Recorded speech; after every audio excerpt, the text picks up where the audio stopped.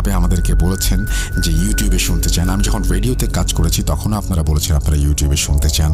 আমি জানি না কেন, কারণ রেডিও একটা ফ্রি মাধ্যম ছিল। হয়তো একবার শুনে সেখান থেকে হারিয়ে যেত, অর্থাৎ একবার শোনার পরে আর শোনা যেত না। সে কারণেই হয়তো আপনারা চেয়েছিলেন যে ইউটিউবে যেন শোগুলোকে রাখা হয়। আমি যখন স্বাধীনে শো করতে গেলাম তখনও আপনাদের সে একই প্রস্তাব। আসলাম ফিরে আপনাদের কথায়, কিন্তু কথা রাখতে হবে, আপনাদেরও সাপোর্ট দিতে হবে আমাকে। যদি আপনারা সাপোর্ট দেন, ডেফিনেটলি এই যাত্রাটা অনেক সুন্দর হবে। আমরা চলে যাচ্ছি আমাদের প্রথম ঘটনায়। আশা করছি ভালো লাগবে আপনাদের। যেভাবে লেখা আছে আমি সেভাবেই শুরু করছি।